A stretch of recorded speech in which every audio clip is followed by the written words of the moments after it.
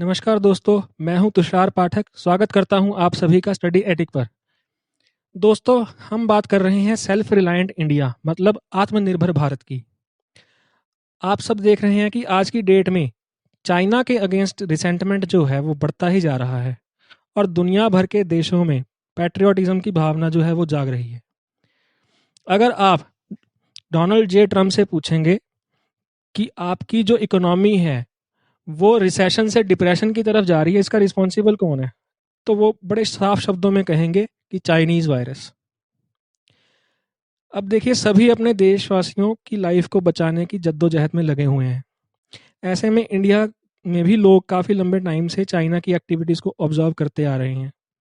कभी ढोकलाम जैसा इवेंट होता है, कभी चाइना मसूद अजहर जैसे टेररिस्ट को ग्लोबल टेररिस्ट बनने में अड़चन पैदा कर देता है, कभी इंडियन टेरिटरी में उनकी आर्मी जो है वो 15 किलोमीटर अंदर तक आ जाती है, कभी लद्दाख में फेस ऑफ हो जाता है। अब पाकिस्तान ऑक्युपाइड कश्मीर में चाइना पाकिस्तान इकोनॉमिक कॉरिडोर जैसे वो स्टेप्स ले लेता है, जिसको इंडिया के कहने पर भी, दबाव डालने पर भी वो वापस नहीं लेता। और अब चाइना की सौगात सबको जो मिली हुई है, कोरोना वायरस। पहले भी इंडिया में चाइनीज सामान के बहिष्कार की बातें होती आई हैं, लेकिन इस बार सरकारें खुद चाहती हैं कि उनकी चाइना से डिपेंडेंस जो है वो ख़त्म हो जाए और वो सेल्फ रिलायंट बन जाए। जैसे अब आप देखेंगे कि 1000 कंपनीज जो हैं वो चाइना से उठकर उत्तर प्रदेश में आने की तैयारी कर रही हैं या फिर वियतनाम जाने की तैयारी कर रही हैं।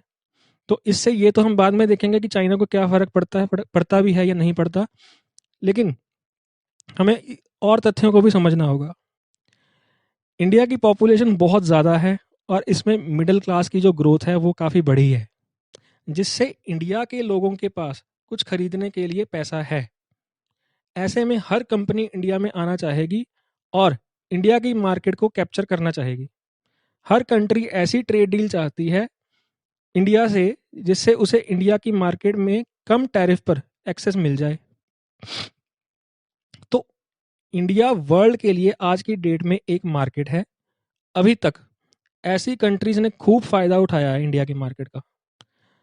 आप ऑनलाइन परचेज करते टाइम शायद सबसे सस्ती आइटम, जो कि महंगी आइटम के बराबर खूबियों वाली हो, उसको प्रेफर करेंगे, लेकिन शायद ही आप उस टाइम उसकी डिटेल्स को सिर्फ ये देखने के लिए पढ़ेंगे कि ये प्रोडक्ट जो है वो चाइनीज़ है या नहीं। दोस्तों, इस ट्रेंड को भी बदलना पड़ेगा अगर हमें चाइना का बहिष्कार ढंग से करना है। लेकिन क्या ये सब अब पॉसिबल है? इस पेंडेमिक में बहुत सारे समीकरण बदल चुके हैं। जियोपॉलिटिक्स एक बिल्कुल नया रूप दिखा रही है अपना। जब वुहान को ज़रूरत थी तो इंडिया ने बढ़ चढ़ के हेल्प करी वुहान की। वहाँ पे बहुत सारी टेस्ट किट्स भेजी, ठीक है, तो उन्होंने अपना काम तो चला लिया, लेकिन जब इंडिया को ज़रूरत पड़ी तो इंडिया को क्या मिला? खराब टेस्टिंग किट्स, 50% खराब टेस्टिंग किट्स। अब इंडिया के पास ना मास्क थे, ना वेंटिलेटर, ना पीपीई किट्स। इवन कि ये भी डर सताने लगा था कि खाने पीने की चीज़ें भी मिलेंगी या नहीं। लेकिन इंडिया के जो, मैं कहूँगा, ब्यूरोक्रेट्स हैं और जो सरकार है, उसका एक बहुत ही अच्छा स्टेप था कि उन्होंने लॉकडाउन करके एक टाइम गेन कर लिया, जिसमें उन्होंने बहुत सारी तैयारियां कर ली ताकि यहाँ पे जो डेथ रेट है उसको कंट्रोल में किया जा सके। As we all know, necessity is the mother of invention.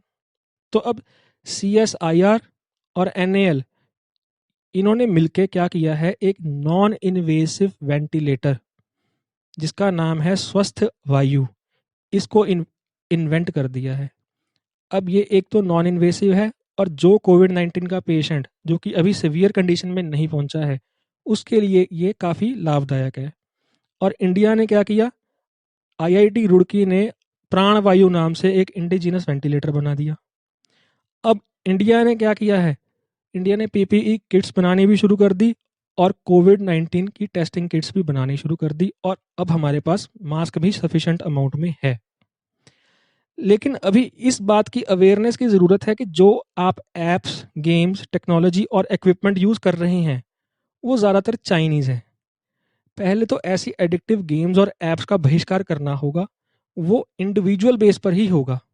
और ये वो ऐप्स और कंपनीज हैं जो यहाँ से, इंडिया से चाइना को मेजर रेवेन्यू प्रोवाइड करवा रही हैं। डाटा तक यहाँ का वहाँ जा रहा है।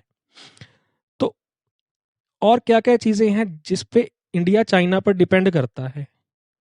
इंडिया जो है, इंडिया को fertilisers, active pharmaceutical ingredients, electronics और इलेक्ट्रिकल मशीनरी और पावर जनरेशन जो टूल्स हैं, इक्विपमेंट हैं, और हम बात करें अगर स्टील की, रेयर अर्थ मिनरल्स की, इनको भी खुद ही मैन्युफैक्चर करना होगा।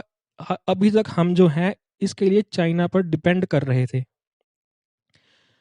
तो एपीआई में आपको समझा देता हूँ। एक्टिव फार्मास्यूटिकल इंग्रेडिएंट वो इंग्रेडिएंट है कि जो आप समझते हैं दवाई का नाम है, वो एक्चुअल में दवाई का होता है ब्रांड नेम।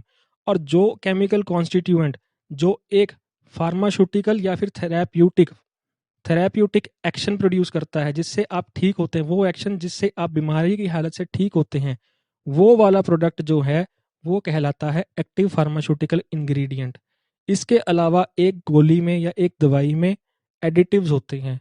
सबसे ज़रूरी आइटम एक दवाई की जो उसको काम करने लायक बनाती है वो होता है उसका एपीआई। तो एपीआई मेजोरली जो है वो चाइना से आते थे। इवन कि हमारे नहीं बल्कि दुनिया भर की जो कंपनीज है, दुनिया भर के देश हैं, वो भी चाइना पर डिपेंड करते थे एपीआई के लिए। तो इसका तो स्पेशली हमारी हेल्थ को देखते हुए इंडिया में मैन्युफैक्चर होना बनना बहुत ज़रूरी है।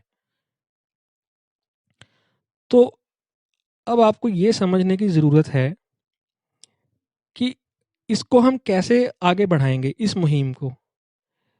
अभी बेशक जो हमें पैकेज प्रोवाइड कर दिया गया है वो काफ़ी बड़ा है, 20 लाख करोड़ का पैकेज है, बड़ा है। लेकिन मैं कहूँगा कि अगर इसके थ्रू जो लोन प्रोवाइड किए जा रहे थे, अगर उनमें रेट ऑफ इंटरेस्ट थोड़ा और कम होता तो इससे और ज़्यादा बेनिफिट होना था।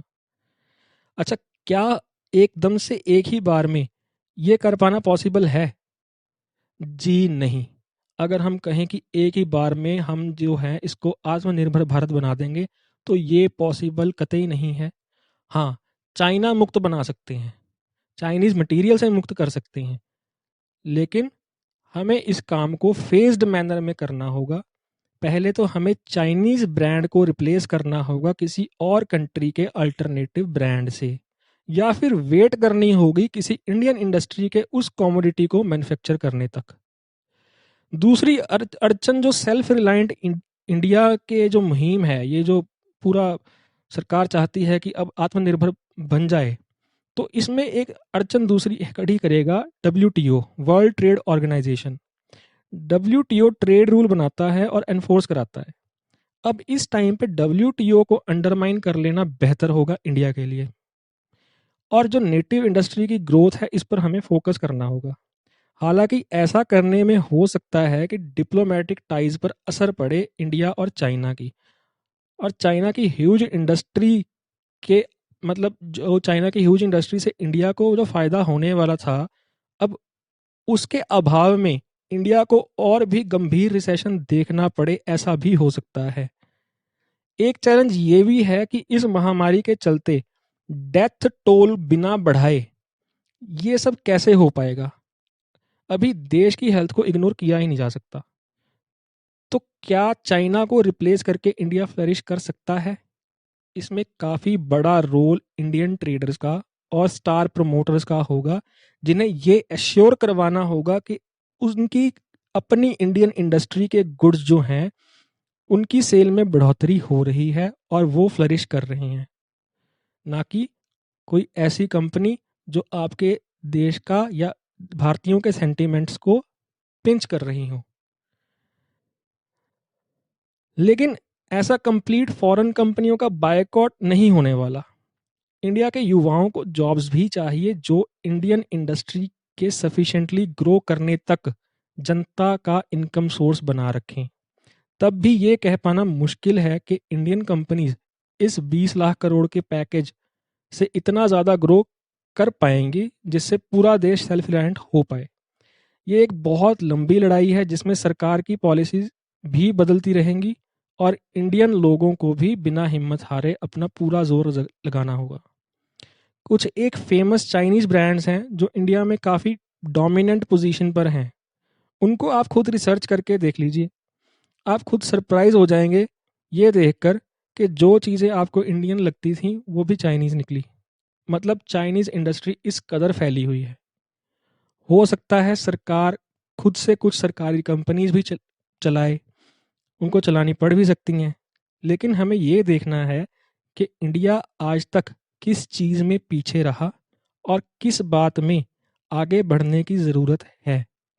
तो उसको मैं आपको बता देता हूँ अभी थोड़ी देर में। उससे पहले ये जान लीजिए कि आज तक जब भी कोई देश मुश्किल टाइम से गुजरा है तो उसको उस फेज से उबारने में वहाँ की टेक्नोलॉजिकल इनोवेशन ने बहुत बड़ा रोल प्ले किया है, चाहे वो किसी भी कंट्री के साथ हुआ हो। यही टेक्नोलॉजी इंडिया को लोकल से ग्लोबल की तरफ लेके जा सकती है और इसमें हाथ होगा वोकल का, हमारे इंडियन वोकल का। तो अभी लॉकडाउन के बाद कौन सी ऐसी नीड्स है जिसे इंडिया को पूरा करना पड़ेगा? तो हमें ज़रूरत है नंबर ऑफ मेडिकल कॉलेजेस और उनमें जो सीट्स है एमबीबीएस की, एमडी की, एमएस की, इन सब सीट्स को बढ़ाने की ज़रूरत है और मेडिकल कॉलेजेस का जो नंबर है इसको ड्रेस्टिकली इम्प्रूव करने की ज़रूरत है। हमें इन्वेस्टमेंट टेक्नोलॉजी और ऐसे इंस्टीट्यूट्स जो सोफिस्टिकेटेड सब्जेक्ट्स को पढ़ाते हों, जैसे कि एरोनॉटिक्स या फिर क्वांटम टेक्नोलॉजी, ऐसे इंस्टीट्यूट्स को भी बढ़ावा देना होगा और टेक्नोलॉजी को भी पूरा बढ़ावा देना होगा। हमें ये देखना होगा कि क्या डिफेंस मैन्युफैक्चरिंग कंपनीज अगर इंडिया में लगती हैं तो वो क्या इंडिया की ग्रोथ को आगे लेके जा सकती हैं। तो जी हाँ, अगर ऐसा पॉसिबल है तो इंडिया को number of defence manufacturing companies को भी बढ़ाना होगा, ऑर्डिनेंस फैक्ट्रीज को भी बढ़ावा देना होगा और इससे रिलेटेड जो एजुकेशन है उसको भी बढ़ावा देना होगा अगर रैपिडली ग्रो करना चाहता है इंडिया। अभी ज़रूरत ये भी है कि जैसा कि इंडिया जो है आसियान देशों के साथ एक टाई अप बिठाना चाहता था, वैसा करना काफ़ी ज़रूरी भी है। देखिए, इंडिया के पास बहुत ज़्यादा, एक तरह से मैं कहूँगा डेमोग्राफिक डिविडेंड के तौर पर बहुत ज़्यादा जनसंख्या है। ये जनसंख्या जो है कंट्रीब्यूट तो करती है इंडियन इकोनॉमी में, डिविडेंड प्रोवाइड करती है, लेकिन ये और ज़्यादा प्रोवाइड कर सकती है अगर ये जो वर्किंग जो हमारी पॉपुलेशन है इसको हम, मतलब यहाँ की जो एजुकेशन है, मान लीजिए आपके पास कोई डिग्री है और उस डिग्री को अगर फॉरेन कंट्रीज भी एक्सेप्ट करती हैं तो वहाँ पे आपको जॉब लेना बहुत इजी हो जाएगा। अगर हमारी डिप्लोमेसी इस बात में हेल्प करवा दे कि आपकी डिग्री मान्य है उनके देश में और आप वहाँ पे वर्क कर सकते हैं, अगर ऐसी डिप्लोमेटिक टाइज, ऐसी एक्सेप्टेंस अगर इंडियन वर्कर्स की वहाँ पे हो जाती है, जो कि स्किल इंडिया जो है, ये मुहिम भी इसी की तरफ एक पड़ाव था। तो अगर ऐसा हो जाता है तो इससे बढ़िया इंडिया की ह्यूज पॉपुलेशन के लिए और इंडिया की ग्रोथ के लिए कुछ नहीं हो सकता। वैसे अभी के पैकेज के अनुसार इंडिया के पास बहुत बड़ी अपॉर्चुनिटीज़ हैं। इंडिया बहुत कुछ कर रहा है लोगों के हाथ में पैसा पहुंचाने के लिए। अभी क्या है, जो एमएसएमई सेक्टर को बढ़ावा देना, इसमें बहुत सी पॉपुलेशन जो है वो इंडल्ज होती है एमएसएमई सेक्टर में। तो अभी क्या है, न्यू ब्रांड्स को मिलेगा इनकरेजमेंट, ठीक है, नए ब्रांड्स इमर्ज होंगे और जो एग्जिस्टिंग है वो और ज़्यादा एक्सपैंड कर पाएंगे। ये एमएसएमई की डेफिनेशन को चेंज करने से भी बहुत ज़्यादा फ़ायदा होगा। टैक्स पेयर्स को अब क्या होगा कि मुश्किल नहीं आएगी, वो देना चाहेंगे टैक्स खुद से क्योंकि उनके पास अब सफिशिएंट रेवेन्यू आना शुरू हो जाएगा। इस टाइम पे इंडिया अपने भारतमाला, सागरमाला ऐसे प्रोजेक्ट्स को भी बढ़ावा दे सकता है जिससे कि कुछ पैसा इन्फ्लक्स हो पाए इंडियन इकोनॉमी में। सो गाइज, ये था एक ओवरव्यू आज के जो चैलेंजिंग टाइम चल रहा है इसमें चाइना के अगेंस्ट जो रिसेंटमेंट है उसके ऊपर। So see you in the next lecture. That's all for now. Thank you so much.